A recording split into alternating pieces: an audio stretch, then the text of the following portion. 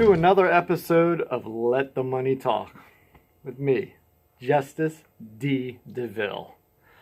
Today I'm going to dive into a little bit of my investments, give you a little taste of how I make some money, what keeps me basically leveled out, and maybe even some places where I've lost some money.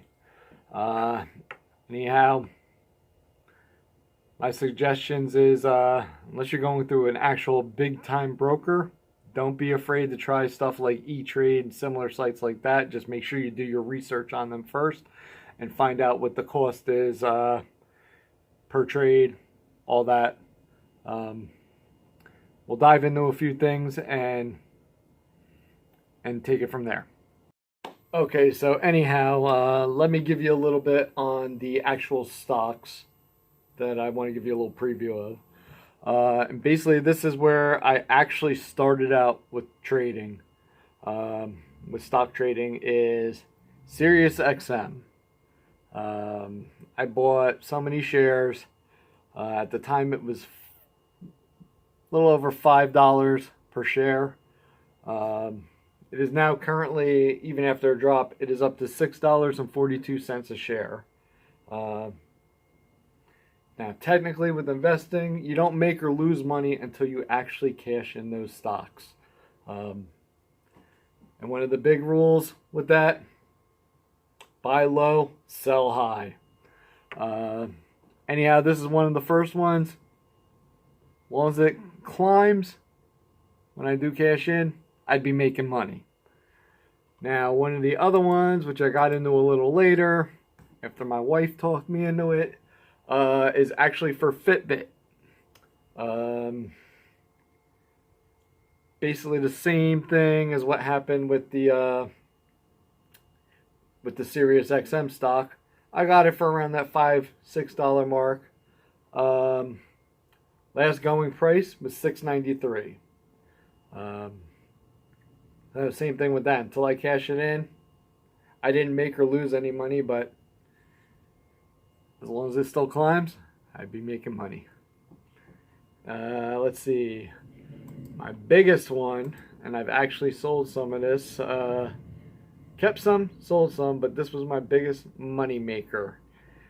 Amyris. It's a company that deals with synthetic biotechnology, renewable chemicals, a whole bunch of different things. They use for cosmetic ingredients, pharmaceuticals, all kinds of stuff. When I bought this, it was my first attempt at penny stocks. It was not even 1 cent per stock. It was 0.001 when I got my stocks. It is now up to, and this is even after a loss, $13.38 per stock.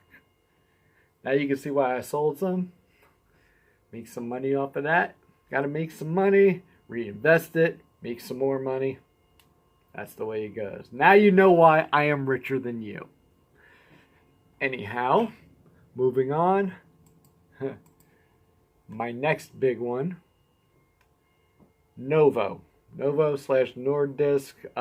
They actually are also pharmaceuticals, all that. One of the companies that actually develops insulin for diabetics. They're also one of the companies who is behind the scenes involved with the COVID vaccine.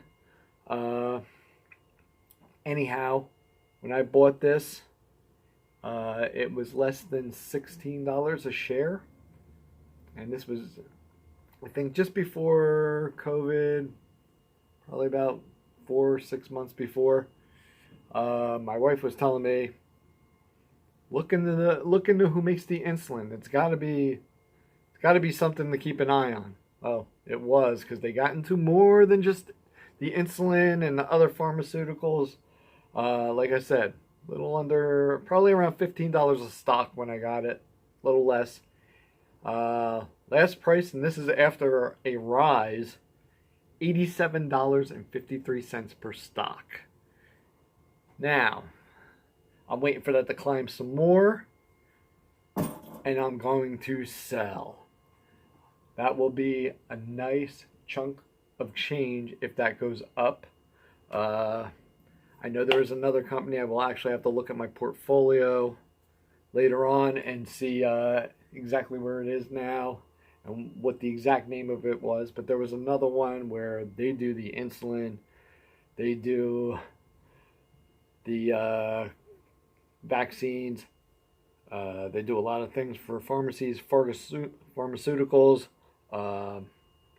They don't just do the medications, they actually have other medical equipment that they are in also.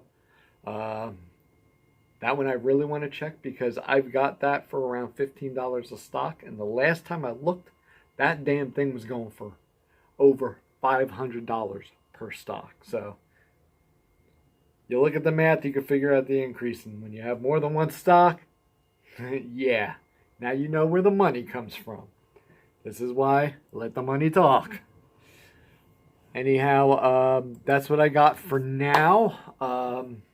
I will try to get some charts of where exactly it is at, because I know these videos lately I'm going to be putting out on a Sunday, which everybody knows, stock market, usually most of the time everything's Monday through Friday.